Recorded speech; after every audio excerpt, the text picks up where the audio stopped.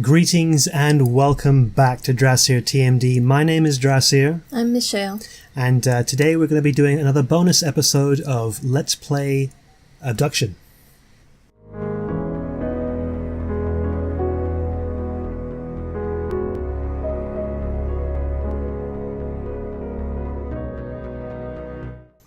I actually forgot what it was for a second there. And we do have a Starfire with us today. She's trying not to be in the camera because she's super shy. So, yeah, we're not actually playing the Gauntlet today. This is a bonus episode. What we're going to be doing, in fact, go ahead and let's move on as we talk. We're going to be going to find some lore that we missed in the vault at Farley's house. We say vault, it's the place that we just opened up. I think it might be best if we just take one of these back. That'll be the fastest way, No, right? because we don't have a way out from these areas yet. Oh, we don't? No. I thought that's how we got to that secret place. No. Oh, okay. Okay, so we'll fast travel. But yeah, we want to pick up some of the lore because apparently it's important for what's coming up. I suppose we will see you when we get there. And here we are. So we just have to open this door again, which is not technically closed, it's standing in the way. So yeah, we're going to go over this section with a fine tooth comb to make sure we didn't miss anything. Now, there was something that we did pick up. We did look at a note before. Maybe there's something on the back of that. Right. Shall we go to that first? May as well. It's the most obvious thing that we just didn't turn it over. Maybe it was something there that we should have looked at. That's the only page. Can't turn it over. Alright. Well, that eliminates that. So the next thing then would be to look around carefully and look for books or notes that would have something to read, to look at. I imagine it's going to be something that's kind of laying down where we can pick it up. Not necessarily there, but I mean, maybe that's why we missed it in the first place. Being thorough. No, that's fine. I'm mostly just kind of talking. Oh, in that second one. I know, I thought so too. Never It's mind. just the Just edge. the edge, yeah. Okay. On the edge. Never mind then. So we did pick up those books earlier. Are we sure that we didn't? We couldn't open any of them?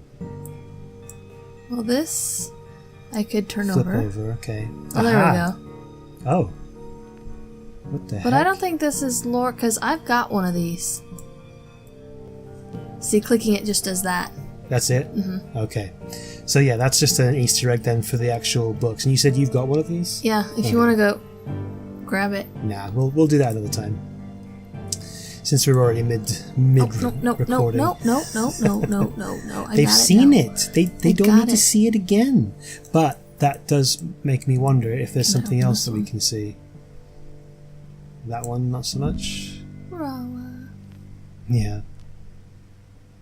I'm pretty sure this is just... Right, that is. So that's not it. What I'm saying is, can you open the book in any way? No. Okay, so go ahead and leave that one. What about that one? That one is the most suspicious because it's that just one this I think I blank just book. turned over, but like I couldn't actually do anything with it. So clicking and holding it just moves it around. Just moves it around like this. Cerberus. Huh. Okay. That's fine. I think we've plumbed that one for as much as we can. I almost want to be able to open that chest, but I don't think I know it's it's not possible. letting me. Well, no, I'm just saying giving me it'd the be fun if it was. Okay, how about some of these books here? These are all pretty generic looking. Bunny, we already checked that one. Nothing to see there. Okay. So we might be at this for a little while. We're just going to go ahead and look around, and if we find something, we'll get back to you guys. Okay, so have we looked at that book? I thought so, but maybe it blended in. Oh. Because this actually doesn't look familiar. Okay, no, this is something new. Goodness. The villain, I can't find the words. It's such a foreign life cycle, or perhaps not. They launch themselves across the expanses of space, preserved for eons, until at last their technological arcs can hone in and carry them to a new home. They have no connection with their predecessors, but in spite of this, perhaps because of this, they have amazing recollections of their history. Their stories are epic, reaching back through the eons. Unlike many of us who were abducted, they were abducted as a whole. Their scoop moved an entire facility that was about to be annihilated. Harking back to that, about to die kind of thing. I have come to believe that they, perhaps more than any of us, have a deeper understanding of whatever this strange system is that we find ourselves in. I need to write this down. We buried Jian? However you want to pronounce it. That's how I would have pronounced it. It looks like it might be Chinese or an Asian-based language. I don't know. Today, this place never really agreed with her. Kept to herself mostly, depressed and downcast. Anyway, I digress. I stayed after the brief words were spoken. I was the last to leave. I wandered to the dome, as I often do, and looked out at the undulating saurian weirdness beyond the cell wall. Movement caught my eye. Now, on very rare occasions, we've seen Mofang scrambling about in the distance. But there have been fewer and fewer sightings over the years. But before me was a tall, haggard Mofang, running desperately, almost directly toward me, from one of the distant structures. It, I still can't tell the gender, got closer and closer. I thought it would see me and stop, or turn around, or be curious about this strange dome and our world inside it. But it continued running quickly, almost directly to my position. I was frozen in place with curiosity, until my reflexes took over at the last moment, and I leapt out of the way. But rather than hit the dome and fall backward, or come through into Hunrath, the dome flashed its familiar tone, and the Mofang vanished. I was stunned for a bit, but I retrieved my wits and stepped into the dome. Myself to quickly get to the other side. After getting through, I immediately turned around and saw the Mofang outside, on the other side of the dome, still running away from whatever it feared, but as if it had no sense of passing around the dome. As surprising as the event was, it did serve to settle a few things in my mind. I always wondered how no one on Earth... I've been thinking the same thing. Why no one on Earth noticed what had replaced this chunk of Arizona we have here. So the thing is that nothing... Oh no, something has replaced it. Of course, yeah, the Mofang world. That's interesting. That nobody from the outside can get in, and they're not even aware that there's something... Oh, that even means that any chunk that's missing, any chunk, not just the big ones, because I was thinking about that too, is like, I wonder if someone's going to run across a sphere of something where we were when we first started at the beginning of the game, but they wouldn't have. They would, essentially, it sounds like, hit the barrier, gone to the other side, and apparently have no recollection of ever passing through anything or encountering anything strange or something like that. The smaller ones are different though. They're not quite the same, but maybe they have the same sort of properties. That's interesting. Okay, sorry, where was I? A chunk of Arizona we have here. I've got to vent. Again, there are those who argue with me. Over and over, I demonstrate that in almost every way. Whatever the process was that brought us here, it occurred at a pivotal moment. They tell their stories and they still can't admit that the abduction actually saved each of us, all of us. What is it in human nature that grasps so strongly to the past, that we blame our saviors for stealing it from us? Okay, just one more vent before bed. If each of us was individually saved from something, then maybe all of us were corporately saved from something larger. Can we really be sure what's left? And the arrivers come from various places and times. Sarah got here almost 15 years ago from the year 2055, and Uziel got here 2.5 years ago from 1942. What does this mean? Time here is shuffled and chaotic compared to Earth. What state is Earth in right now? When is Earth right now? And I don't think that means much, because even if time has been passing and it's a certain year, spatially or temporally or whatever, when they come back, if they can get back, it could be any time. Mm-hmm. I don't know if they'd be able to successfully navigate that. Yeah. Anyway. It's 3:15 a.m. and I feel compelled to journal this craziness. After spending After spending most of yesterday meditating with the RI, and then most of this evening discussing the nature of these worlds with CW, I had just a sip of infamous Hunrath hooch and collapsed in my chair. Well, I just awoke from a dream. I'm not one who puts a lot of credibility in dreams, but maybe the RI were able to move something in me to understand, or possibly, because of the intense discussion, my subconscious mind was triggered. Because of the intense discussion, my subconscious mind was triggered to be able to sort out some logical connections. Or maybe it was the hooch. The dream. I was tending a garden, an immense garden, and it wasn't for food or flowers. It was just about the health of the garden. I kept working and working to control it, and contain it, and make it healthier. But the garden seemed to fight me at every turn, and after what seemed like days of work, I finally gave up in frustration. And as I stood there, doing nothing, the garden flourished before my eyes, growing and spreading in every direction. Because, I realized, the system that the plants were based on was not about me shaping and controlling. The natural system of plants is healthier when they are out of control, when they are free to spread, and intermingle and cross-pollinate and mutate. Now, from a human point of view, that may not provide what I want. I get smaller fruit and smaller flowers and untidiness.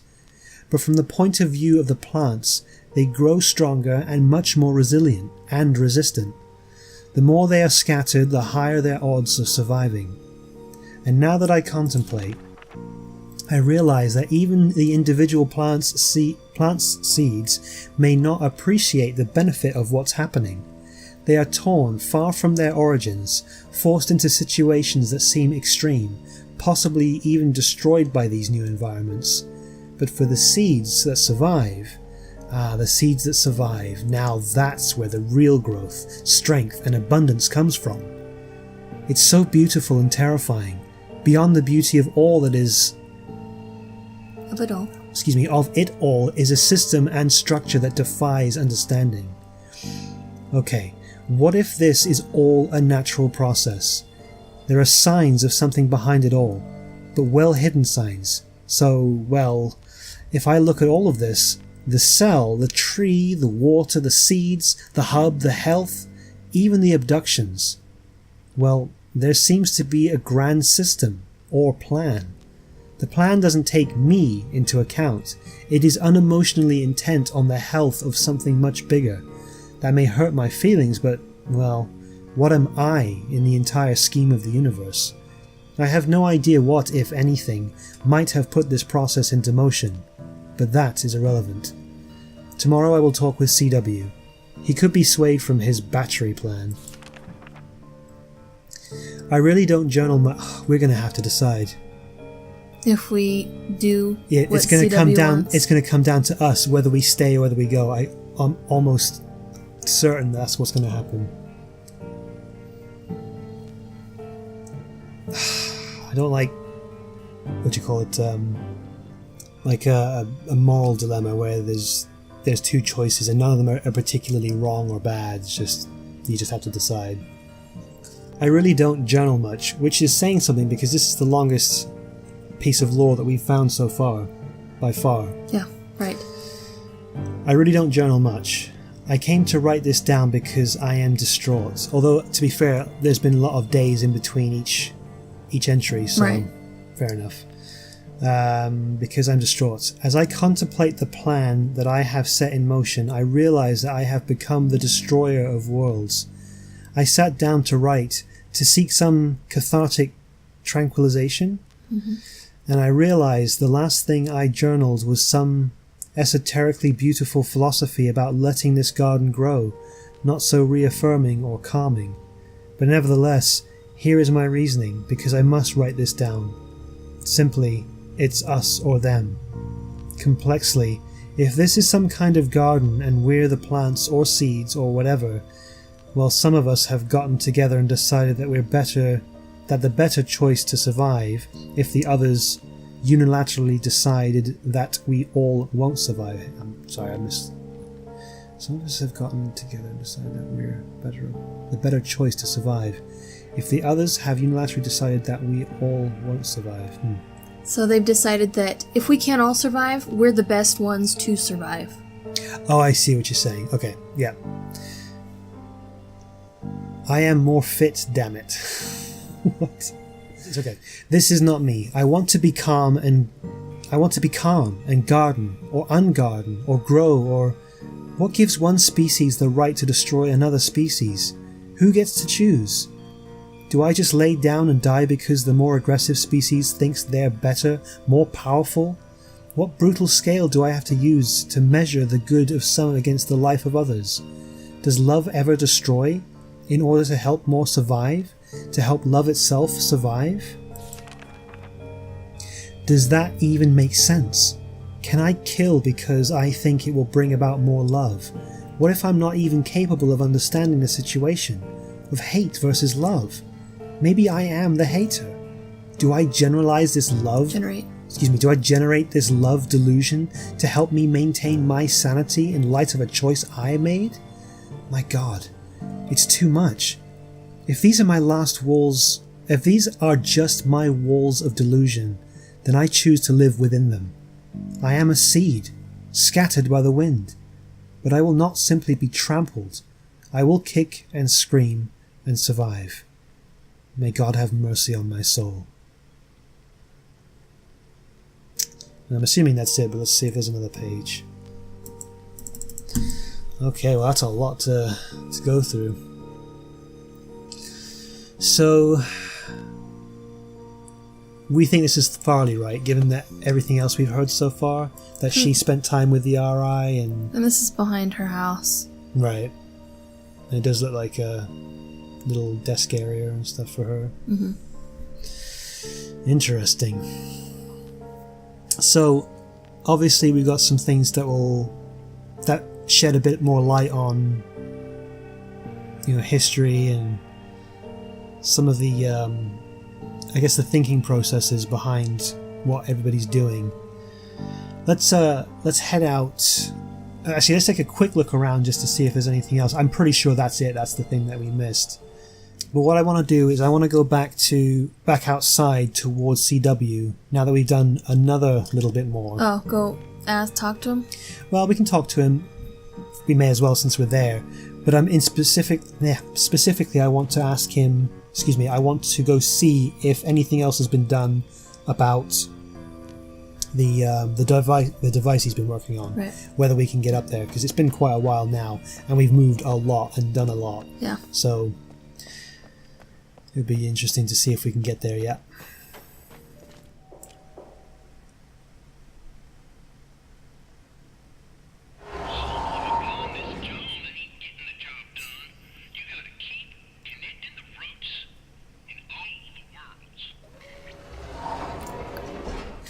I guess that's all he wants us to do. I love it how he goes from go get the power turned back on to hey, go connect the routes to all the worlds. It's like that's two completely separate and much. There's a vast distance between those two things. Yes. Okay, so this is open, but we can go that way. I was worried about that. Can't go that way yet, but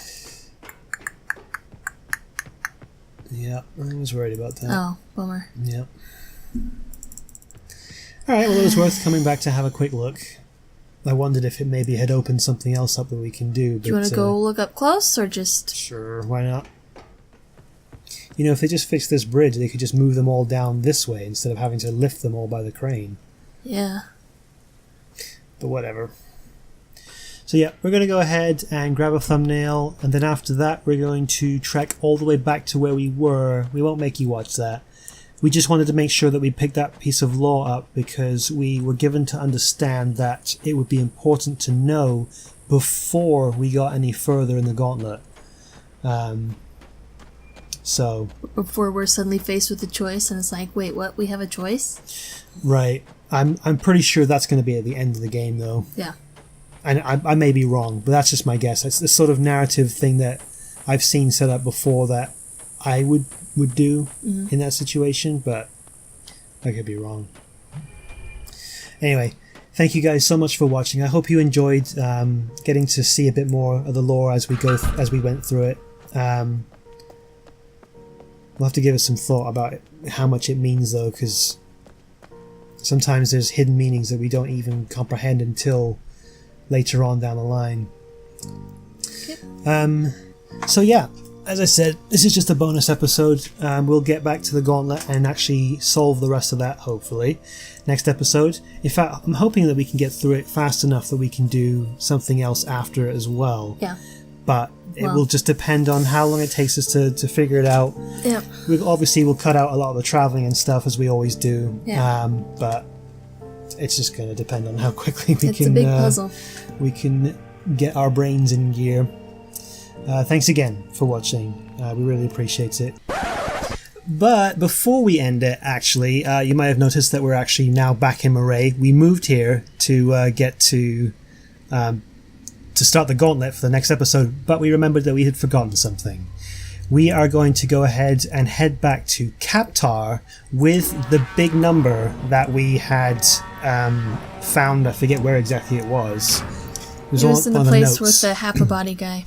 Okay, so we're going to go take that long code and input it into the Russian-looking fuse box. We're not even sure what it is yet, to see what happens, because at this point we still don't know, and we figure we may as well try it now that we have the code, and we had forgotten to do so before. We'll see you when we get there. In fact, we're not even going to do a fast pace. I'm just going to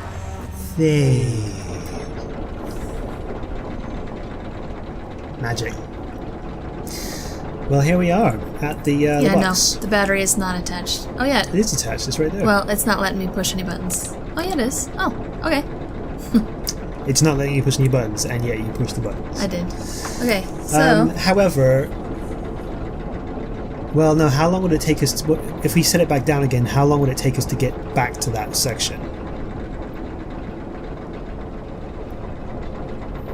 It would be quite a journey, huh?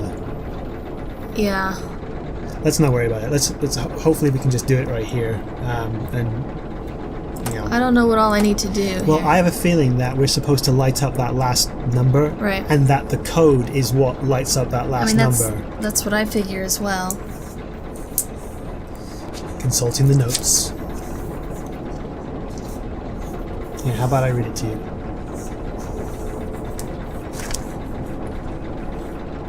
Zero, 3, 9, 0. Go ahead and read it back real quick. 0, 3, 3, 5, 6, 1, 9, 1, 1, 7, 4, 1, 5, 0, 2, 7, 8, 7, 9, 0. Okay, that's what I have in the book. Whoa. Oh, whoops. Maybe we shouldn't have done it here. Oh. Well, let's go down and check out the wreckage.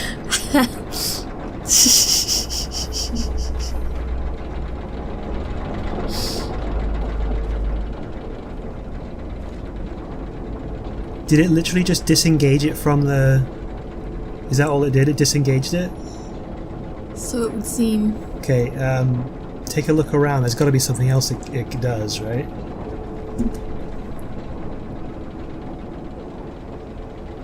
Look back up again where it was attached. Yeah, it literally just unclamped from that thing. Ooh. I think we may have just ruined it. Well. However, we were planning on doing something special for a future point that we can do in an alternate universe. Yeah. So how about we just save that for that? We can do it again when it's down and see if anything different happens. Yeah. Okay, well, we did that and we broke it, so shall we just call that good for now? Yeah, I suppose so.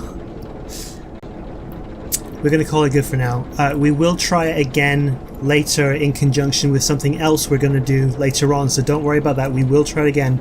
We're just not going to do it, and obviously we can't in this save because it's too late.